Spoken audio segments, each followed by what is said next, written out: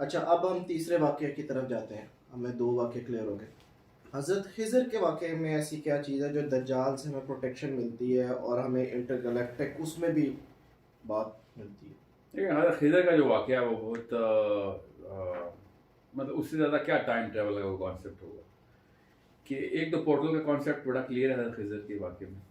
مچھلی کا زندہ ہو جانا اور مچھلی ایک سرنگ بنا کے ایک جگہ پہ چلی جانا جو نشانی تھی اس جگہ کی جہاں پہ حضرت خضر سے ملاقات ہونی. پھر حضرت خضر کی جو نشانی ہے اس کو اللہ تعالیٰ نے کہا کہ ہم نے اس کو من لدنی اپنی طرف سے ایک علم عطا کیا ہوا تھا. سمجھ رہے؟ وہ کیا علم تھا؟ وہ ظاہر ہے ایک نشانی تو کلیئر ہے اس علم کی کہ وہ ٹائم ٹریول پہ کرتے تھے. وہ کیسے؟ میں آپ کو بتاتا ہوں. حضرت خضر نے جو تینوں واقعات کر کے دکھائے نا موسیٰ کو، وہ تینوں کے تینوں واقعات ٹائم ٹریول کے. وہ کرتے تو ایڈجسٹمنٹس تھرو ٹائم ہے. ایڈجسٹمنٹ تھرو ٹائم کا مطلب ہوتا ہے کہ ایک بندہ فیوچر دیکھ کے آیا ہو اور وہ پھر ایسے کام کر رہا ہو جو فیوچر کو بہتر یا تبدیل کر سکتے ہیں. اس کو ایڈجسٹمنٹس تھرو ٹائم کہتے ہیں. ٹھیک ہے. کشتی والا واقعہ، کشتی میں سوراخ کر دیا حضرت خضر نے. حضرت موسیٰ نے کہا یہ تو نے غریبی کشتی کے ساتھ کیا کیا؟ تو بعد میں پتہ چلا کہ بادشاہ نے وہ بندے بٹھائے ہوئے تھے جو کشتی کو زبردستی لے لیتے، اس سے اینٹ لیتے. کیسے پتا؟ وہ فیوچر دیکھ کے واپس آ کے پریزنٹ میں ایڈجسٹمنٹ کر رہے ہیں. پھر وہ بچے کو قتل کر دینا، وہ بچے نے بڑے ہو کے کیا کرنا تھا یہ حضرت خضر دیکھ کے آئے ہوئے تھے. پھر فیوچر میں آ کے پاسٹ میں آ کے ایڈجسٹمنٹ کر رہے ہو. حضرت خضر کے لیے سارا کچھ پاس تھا اکارڈنگ ٹو سورہ کہف. اور بھی بڑے علوم ہوں گے، من لدنی کوئی چھوٹا لفظ نہیں، اللہ کی طرف سے علم ہے. مگر تیسرا جو واقعہ دیوار کھڑی کر دی، ٹھیک ہے، اور معاوضہ نہیں لیا اور پتہ چلا کہ وہ ایک خزانہ ہے جو کہ ان دو بچوں کو ملے گا. جب وہ دیوار گر جاتی تو پھر وہ پہلے ہی ایکسپوز ہو جاتا خزانہ. تو یہ بھی فیوچر کا ہی واقعہ ہے جو کہ پاسٹ میں ایڈجسٹ کیا گیا. یہ تو کلیئر ٹائم ٹریول کا واقعہ ہے سارا. پورٹل اینڈ ٹائم ٹریول حضرت خضر نے بھی کر کے دکھائی. اور جو ذوالقرنین ہے پورٹل نے بھی کر کے دکھایا. اور اصحاب کہف نے ٹائم ٹریول کیا. تو یہ تو اس میں تو مطلب بہت آسان سی بات ہے. Khizar is the easiest of them all. دوسری چیز جو خضر کے واقعے میں ہے وہ یہ کہ جو لاجک کی بیماری یہ ایج آف انلائٹن میں لگ چکی ہے نا ہمیں، یہ لاجک کی بیس کے اوپر، لاجک کی بیس کے اوپر ہم جتنا بھی ریشنل لگاتے ہیں وہ کچھ اور ہے. اور نبی کا علم، حضرت موسیٰ کا علم، جس ریشنل کے تھرو حضرت خضر کے اوپر بار بار وہ کہہ رہے تھے کہ یہ کیوں کیا، یہ کیوں کیا، ٹھیک ہے، یہ ہمارا جو لاجک کی جو پیک ہے نا وہ اس علم کی پائیدان بھی نہیں. یہ اللہ تعالیٰ نے صاف صاف بتایا کہ تم پتہ ہی کیا ہے کہ جو مجھے پتا ہے. تمہارے لاجک نے جتنی بھی تعویلات نکالنی ہیں، جتنے بھی تم نے 2+2 کرنے ہیں، اس کے مطابق تم زندگی گزار رہے ہو. اور اللہ تعالیٰ کے جتنے بھی یہ نظام ہیں یہ کسی اور سسٹم کے اوپر تھرو دا بگیسٹ پاور اللہ تعالیٰ کی، جس کی اس سے بڑی کیا طاقت ہونی، اللہ کے علم کے تھرو. جب اللہ کسی کو علم دے دیتے ہیں تو پھر وہ یہ 2+2 میتھمیٹکس اور فزکس کے تھرو نہیں پھنستا.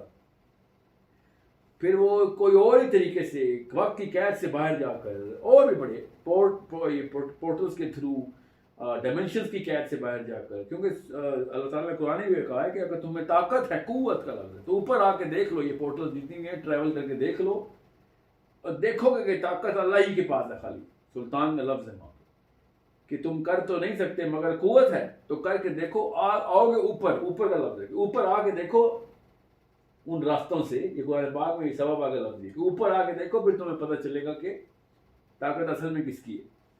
ٹھیک ہے. سو اس اوپر سے معراج کی حدیث میں اللہ تعالیٰ نے کہ نبی علیہ السلام نے کلیئر بتایا کہ اللہ نے بڑی بڑی نشانیاں دکھائیں. سورہ بنی اسرائیل میں بھی ہے کہ اللہ نے اپنی نشانیاں دکھائی ہیں. نشانی کیا ہوتا ہے؟ یہ سارے کے سارے جس کو ہم معجزہ کہتے ہیں نا، کہ اللہ تعالیٰ نے ان کے راز افشا کیے اللہ تعالیٰ کے نبی علیہ السلام پہ کہ یہ ایسے ہو رہا ہے، یہ ایسے ہو رہا ہے، یہ نشانی دیکھو، یہ کر کے دکھا سکتا ہے. اسی لیے تو اتنا بڑا واقعہ ہے یہ معراج کا کہ اللہ تعالیٰ کی نشانیاں آنکھوں سے دیکھ کے آئے اللہ کے نبی علیہ السلام. جو سدرۃ المنتہا ہے، حضرت عبداللہ بن عباس کہتے ہیں کہ یہ چھٹے آسمان سے سٹارٹ ہوتا ہے اور 7ویں آسمان تک جاتا ہے. اتنا بڑا درخت ہے یہ. کیا کس چیز کا درخت ہے؟ جس پہ وہ مٹکے لگے ہوئے ہیں پھلوں کی، جو انہوں نے شیپ بتائی ہے، اور کس طرح کا کلر ہے، اور کون سا دریا نکل رہا ہے سدرۃ المنتہا کے. اور صاحب نے بتایا فرات کا اور نیل کا دریا نکل رہا ہے. سمجھ رہے ہیں؟ وہاں سے نکل رہا ہے دریا. یہ سارا کا سارا نظام پورٹل کے تھرو یہ ساری انٹری اینڈ ایگزٹس ہیں. اور جو بیت المعمور ہے جس پہ حضرت ابراہیم 7ویں آسمان کے اوپر ہے وہ ایگزیکٹ کعبے کے اوپر ہے. یہ سب بتایا جا رہا ہے. حضرت عیسیٰ کس آسمان میں مل رہے ہیں, حضرت ادریس کس آسمان میں مل رہے ہیں, یوسف کس آسمان میں مل رہے ہیں, ہارون یحییٰ کس آسمان میں مل رہے ہیں, اور آدم پہلے آسمان میں مل رہے ہیں ان کو. یہ سارے کے سارے معاملات بہت آسانی سے سمجھ آ جائیں گے اور بہت آسان ہو جائے گا دجال کو ڈیل کرنا اگر ہم یہ تینوں صورتوں کو کہ علم کو اکٹھا کریں اور سورہ کہف کے اوپر مرکوز ہو جائے کہ یہ نشانیاں دجال نے جتنی بھی دکھانی ہیں اپنی سورہ کہف پہلے دکھا چکی ہیں ہمیں. اور اس کے تھرو اوپر سے ایک اور چیز جو آخر میں بتاتا چلوں کہ اللہ کے نبی علیہ السلام نے کہا دجال کے دور میں پہاڑوں کا رخ کرو. پہاڑوں میں کیا ہے؟ پہاڑوں میں بتاتا ہوں کیا, جتنی بھی وحی آئی ہے نا وہ پہاڑوں میں آئی ہے. ٹھیک ہے, اللہ کے نبی علیہ السلام کو, اور جتنی تو نہیں, مطلب جو فرسٹ انٹری ہے.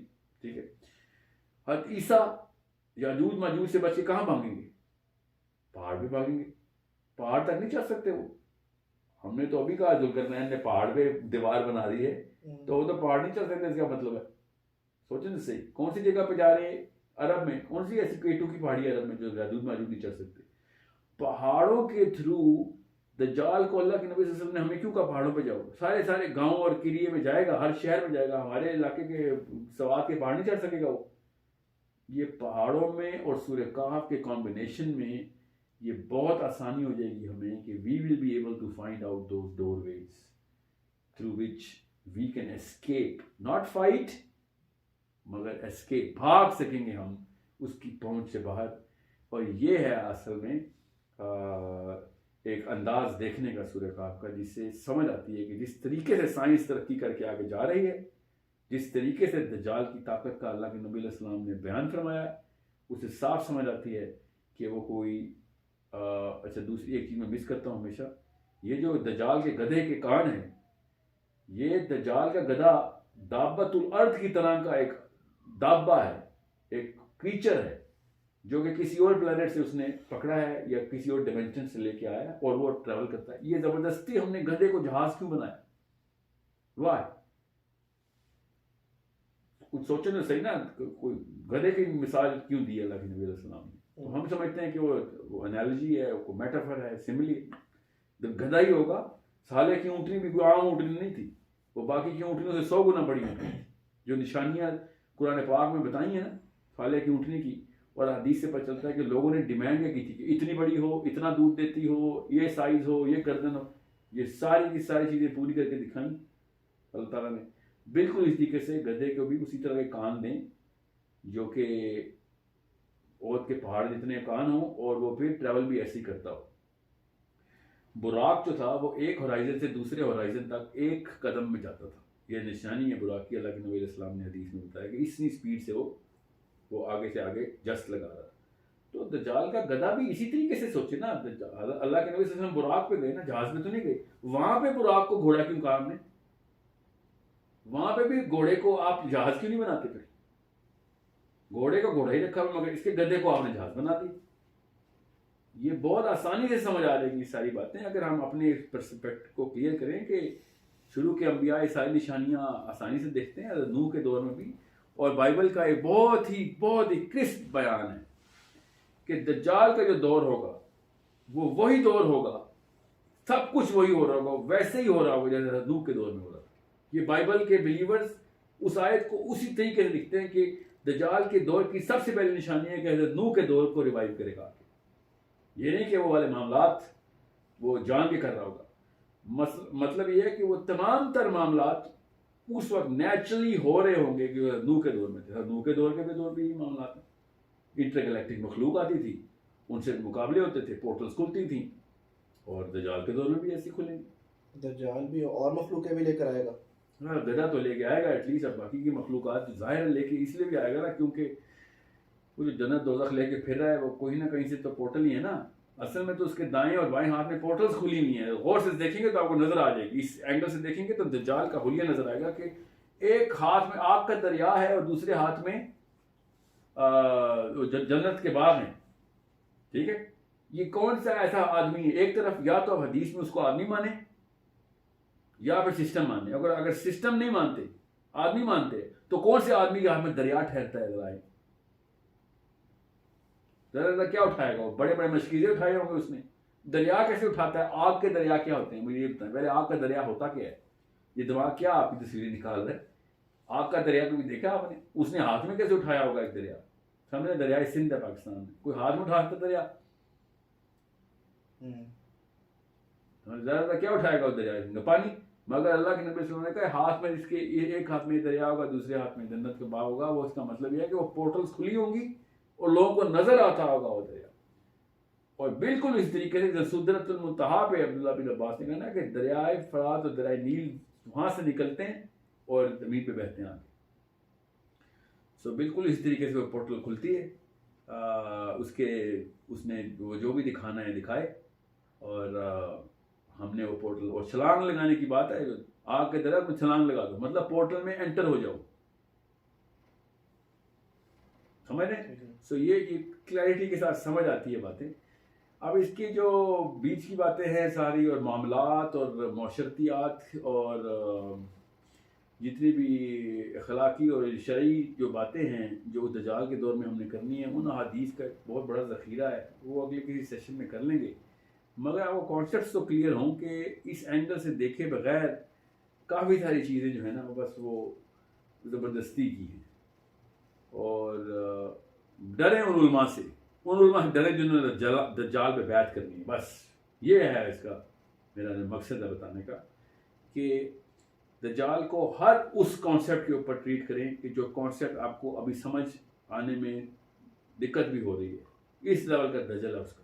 ہم سمجھ رہے ہیں کہ ہم یہ بیٹھ کے میڈیول باتوں کے اوپر مان لیں گے کہ ذوالقرنین نے 2 پہاڑوں کے بیچ میں لوہے کی دیوار بنائی تھی، تو دجال سے مقابلہ کر سکیں گے؟ کبھی بھی نہیں. دجال سے مقابلہ کرنا ہے اپنی امیجنیشن کو اسی لیول پہ رکھیں کہ جس لیول کے اوپر آپ کو عجیب و غریب لگنی شروع ہو جائے. اللہ تعالیٰ کے نبی علیہ السلام نے ارشاد فرمایا کہ ابھی اسلام غربا کے ہاتھ میں، پھر عمومی بات ہو جائے گی، گھر گھر میں پھیلا ہوگا. اور پھر اللہ تعالیٰ نصرت بھی اسلام کو تبھی دیں گے کہ جب اسلام پھر غریب ہو جائے گا، غربا کے ہاتھ میں آ جائے گا. یہ غربا عربی میں غریب کو نہیں کہتے، یہ اردو میں غریب کو کہتے ہیں. غربا ہوتا ہے عجیب و غریب. ابھی میری باتیں جو آپ کو عجیب و غریب لگ رہی ہیں نا، یہی ہے معاملہ جو کہ میں بتا رہا ہوں. اسلام کی نصرت آخری دور میں، دجال کے دور میں، وہ عجیب و غریب قسم کے کانسیپٹس نہیں سمجھ آنی. سو اس کو اسی طریقے سے دیکھیں گے تو کافی ساری چیزیں جو ہے نا وہ اپنے جو پزل ہے کمپلیٹ ہو جائے گا. اور ظاہر ہے میں اب ویڈیوز کے اوپر اتنی زیادہ تفصیل کوشچن آنسر کے علاوہ نہیں کر سکوں گا، بیکاز پھر وہ ویڈیوز کوئی دیکھتا نہیں مل رہا. تو ویڈیو جو دیکھنی ہے اس میں آپ کانسیپٹس کلیئر ہوں. اور یہ 2nd ایپیسوڈ ہے. 3rd ایپیسوڈ میں ہم کوشش کریں گے کہ ہم ان معاملات پہ ڈسکشن کر لیں کہ دجال نے جب آنا ہے، پورٹل سمجھ لیں کھل گئی، سمجھ لیں نہ بھی کھلی، تو دجال کی اس دجل کو سمجھنا کیسے ہے، وہ فتن کیسے آئے گا، بنے گا کیسے، کیوں اللہ کے نبی علیہ السلام نے فتنہ کہہ دیا، سورہ کہف کی آیتیں کیا کہہ رہی ہیں. ہمیں قرآن پاک کھول کے اس کی ایک ایک آیت کے اوپر چلیں اور اس کو اتنی تفصیل سے بیان کر دیں، ہر اس روشنی میں جو سائنس کے تھرو سمجھ آتی ہے، جو کہ صحابہ کے تھرو سمجھ آتی ہے. یہ جو بیچ کے جو 1200 سال کے علماء کرام ہیں، اللہ تعالیٰ ان کے درجات بلند کرے. مگر سورہ کہف پہ آ کے اپنی اڑانیں انہوں نے بہت پست کی ہیں.